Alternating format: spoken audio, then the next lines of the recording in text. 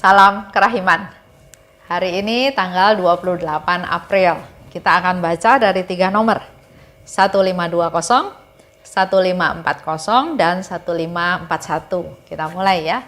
Dalam nama Bapa dan Putra dan Roh Kudus. Amin. 1520. Hari ini Tuhan berkata kepadaku, Aku telah membuka hatiku sebagai mata air kerahiman yang terus mengalir. Biarlah semua jiwa menimba kehidupan dari mata air ini. Biarlah mereka menghampiri samudera kerahiman ini dengan pengharapan yang teguh. Orang-orang berdosa akan memperoleh pengampunan, dan orang-orang benar akan diteguhkan dalam kebaikan. Barang siapa mengandalkan kerahimanku, pada saat kematiannya, ia akan dipenuhi dengan damai ilahiku. 1540, 28 Januari 1938. Hari ini Tuhan berkata kepadaku, Putriku, tulislah kata-kata ini. Semua jiwa yang memuliakan kerahimanku dan menyebarluaskan devosi ini, dengan mendorong jiwa-jiwa lain untuk mengharapkan kerahimanku, tidak akan mengalami ketakutan pada saat kematiannya. Kerahimanku akan melindungi mereka dalam menghadapi pertempuran akhir itu. 1541, Putriku, semangatilah jiwa-jiwa untuk mendaras koronka yang telah kuberikan kepadamu. Dengan senang hati, aku akan memberikan semua yang mereka minta kepadaku lewat pendarasan koronka. Apabila orang-orang berdosa yang keras hati mendaras koronka, aku akan memenuhi jiwa mereka dengan damai. Dan saat kematian mereka akan menjadi saat yang membahagiakan. Tulislah demi jiwa-jiwa yang tertekan. Kalau suatu jiwa melihat dan menyadari betapa berat dosa-dosanya, kalau ia menyaksikan seluruh jurang kepapaan yang menenggelamkan dirinya terpampang di depan matanya, janganlah ia putus asa. Sebaliknya, dengan penuh pengharapan, hendaknya ia menghempaskan diri ke dalam pelukan kerahimanku, seperti seorang anak menghempaskan diri ke dalam pelukan ibunya yang terkasih. Jiwa-jiwa ini mempunyai hak untuk mendapatkan prioritas dari hatiku yang maha murah. Mereka memiliki hak pertama untuk menghampiri kerahimanku. Katakan kepada mereka bahwa belum pernah jiwa yang menyerukan kerahimanku dikecewakan dan dipermalukan. Hatiku yang maha rahim sangat berkenan akan jiwa yang menaruh pengharapan pada kebaikanku.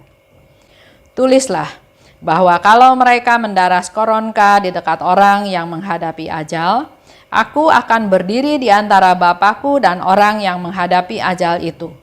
Bukan sebagai hakim yang adil, tetapi sebagai juru selamat yang maha rahim. Aku telah membuka hatiku sebagai mata air kerahiman yang terus mengalir.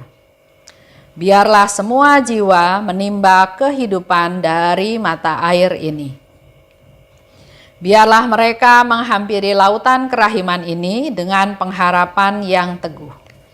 Yesus berkali-kali dan saat ini kembali dia mengkonfirmasikan kepada kita semua bahwa dia sudah membuka hatinya. Membuka hatiku sebagai mata air kerahiman. Hatinya dibuka dan memancarlah mata air ya. Mata air kan terus keluar airnya.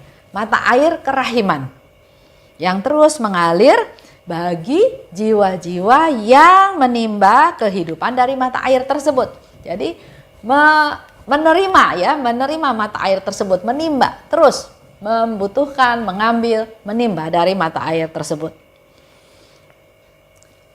Dan Yesus harapkan biarlah banyak orang datang menghampiri lautan kerahiman dengan pengharapan yang teguh, dengan percaya, jangan ragu-ragu. Kalau ragu-ragu, kalau nggak percaya, malah kita sudah menyakiti hati Yesus. Maka marilah kita datang menghampiri dengan kepercayaan yang teguh. Aku telah membuka hatiku ya, tadi dikatakan oleh Yesus. Kalau kita Ingat cerita tentang Yesus di atas salib. Dia disalib,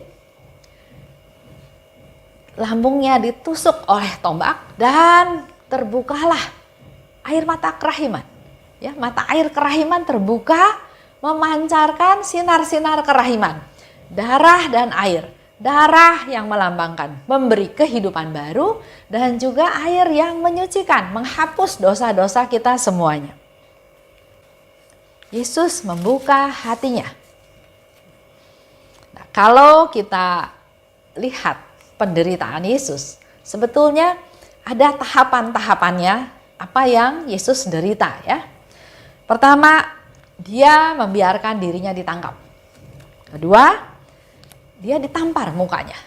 Sehingga Yesus tanya, kenapa kamu menampar saya? Kalau saya salah, salahnya di mana? Ya. Tapi dia nggak membalas. Lanjut lagi, pakaian Yesus dirampas, martabatnya direndahkan, ditelanjangi. Tapi segala pengalaman itu tidak membuat dia kecil hati. Dia terus mau memberi. Dia memberikan ibunya pada kita semua. Inilah ibuku.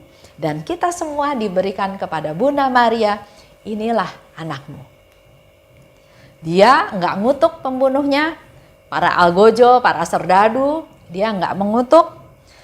Juga dia membiarkan dirinya disakiti. Lambungnya ditusuk. Tapi justru melalui proses ini, tahapan ini, dia memberikan yang luar biasa kepada kita yang kita butuhkan.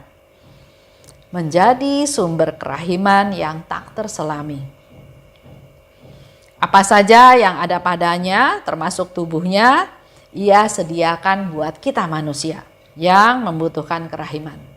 Orang yang sakit, orang yang terancam hidupnya, orang yang berdosa, orang yang ketakutan, orang yang putus asa, dia menyediakan tubuhnya, menyediakan dirinya, menyediakan kerahimannya untuk orang-orang tersebut. Begitu pula dengan kita. Dalam hidup kita, proses kita juga bertahap. Kalau saat pertama misalnya ditangkap, kita berontak. Enggak, saya nggak mau ditangkap, saya nggak salah. Saya melakukan ini, melakukan itu karena orang itu menjebak saya, karena orang itu menipu saya, karena saya mau balas dendam. Di awal aja kalau kita sudah melakukan defensif seperti itu, bagaimana rahmat-rahmat Tuhan akan mengalir. Mari kita betul-betul bersandar pada Tuhan. Jangan mengandalkan kekuatan sendiri. Bersandar pada Tuhan, maka semuanya nanti akan Tuhan penuhi. Orang-orang berdosa akan dibenarkan, dan orang-orang benar akan diteguhkan dalam kebaikan. Jadi kita sebagai manusia semuanya butuh kerahiman. Dan kita adalah orang-orang yang beruntung. Kalau orang itu berdosa, melalui kerahiman Tuhan dia akan dibenarkan. Dia bertobat, dia akan mengalami kerahiman Tuhan. Tapi kalau kita orang-orang benar misalnya, juga akan diteguhkan dalam kebaikan. Akan menjadi semakin hari semakin bisa sempurna seperti Tuhan. Siapa saja yang mengandalkan kerahimanku, pada saat kematiannya jiwanya akan kupenuhi dengan damai ilahiku. Itu juga janji Tuhan buat kita semua. Yang mengandalkan kerahimanku. Yang berbelas kasih, yang mengampuni, yang mengasihi. Nah, bagaimana sikap kita kalau kita masih fokusnya kepada diri kita sendiri? Ini hak saya, ini punya saya, ini harga diri saya nggak mau dirugikan, saya nggak mau dijadikan bulan-bulanan atau hal-hal yang lain ya, tapi selama fokusnya masih saya, kita belum mengandalkan kerahiman Tuhan. Padahal Yesus bilang kalau kamu mengandalkan kerahiman Tuhan, saat kematian akan kupenuhi dengan damai. Inilah jaminan buat siapapun yang merangkul kerahiman. Kerahiman harus diandalkan setiap hari. 15:40. Jiwa yang memuliakan kerahimanku, yang menyebarkan penghormatan ini, yang mendorong jiwa-jiwa lain untuk mengandalkan Tuhan, pada saat kematiannya tidak akan mengalami kepanikan. Nggak bakal ketakutan ya, tapi dia akan mengalami damai karena kerahimannya menyelubungi dia dalam menghadapi pertempuran terakhir.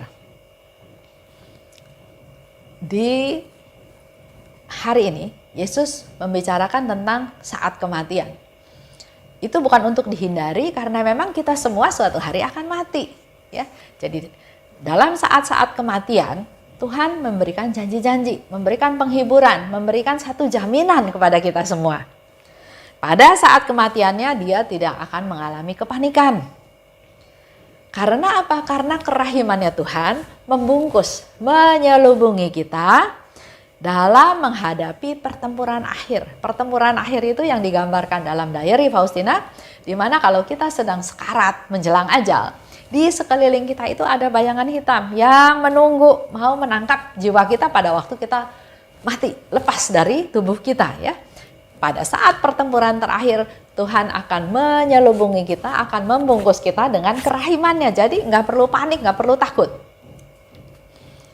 Kematian itu sesuatu yang serius dan menentukan. Setelah mati, kita kemana?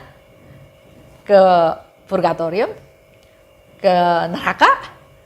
Bahkan juga apakah ke alam roh? Bahkan misalnya purgatorium juga nggak terima, belum terima kita ya.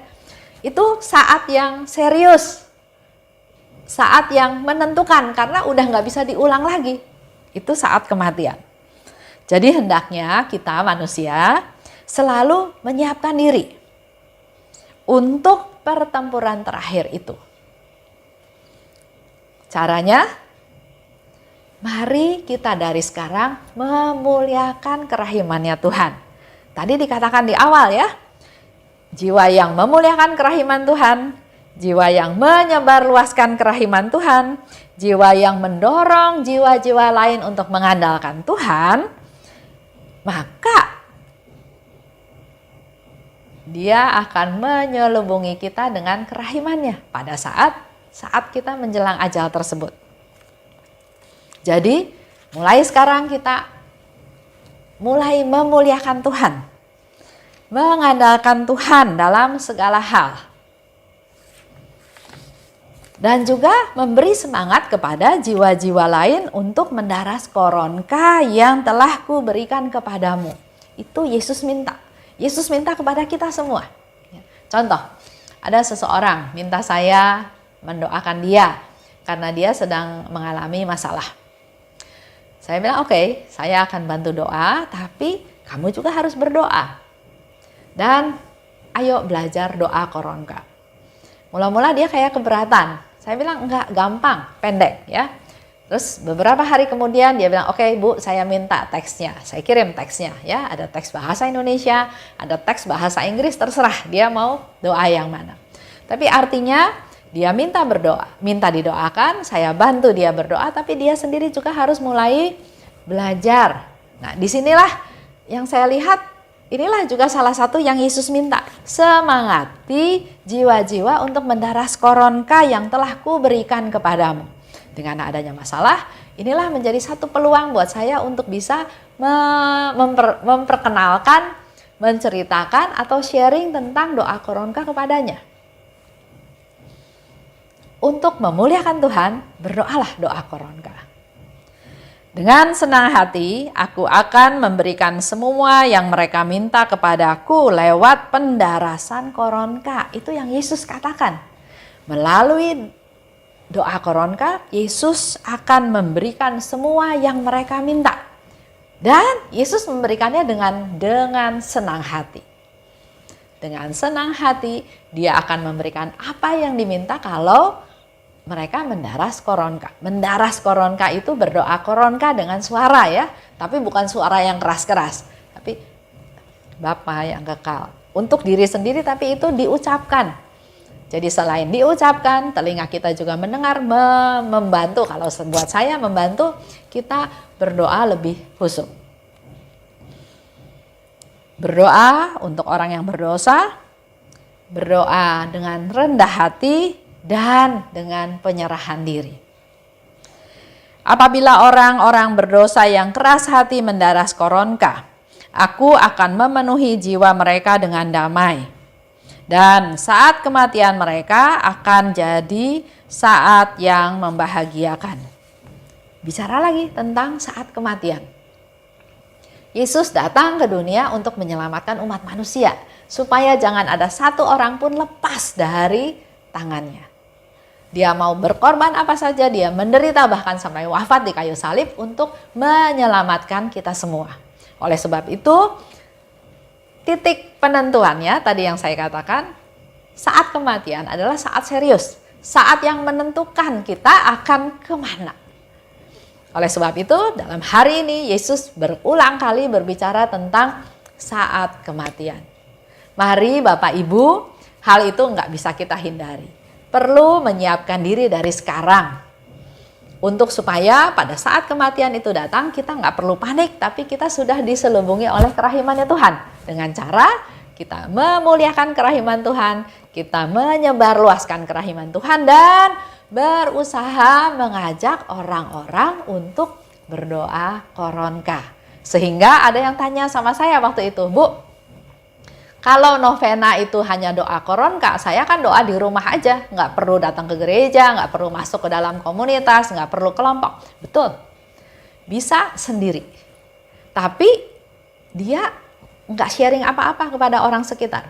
Tapi kalau kita berdoanya bersama-sama dalam satu kelompok, bisa saling menguatkan, bisa saling menyemangati. Dan tadi contoh tadi, saya bisa ajak orang lain untuk ikut berdoa koronka dengan memberikan teksnya, memberikan doanya. Bahkan kalau dalam kelompok, orang yang tadinya nggak tahu doa koronka dengan melihat kiri kanan berdoa koronka, dia ikut. Perlahan-perlahan itu akan menjadi satu kecintaan. Dan jangan lupa satu hal lagi, kalau kita berdoa koronka untuk orang-orang tertentu, Yesus bilang kita sedang mendekatkan dia pada Tuhan. Kalau kita ajak orang-orang berdoa koronka bersama-sama, kita sudah mengajak dia mendekatkan diri pada Tuhan, dan di situ Tuhan nanti berkarya sehingga orang ini lebih cepat untuk mengalami kerahimannya Tuhan. Dan kita sudah menyenangkan Tuhan karena kita memperkenalkan, mengajak, dibandingkan dengan orang yang doa koronka atau novena sendiri, hanya untuk kepentingan sendiri, belum di-sharingkan kepada orang lain. Itu aja untuk hari ini. Terima kasih. Salam kerahiman.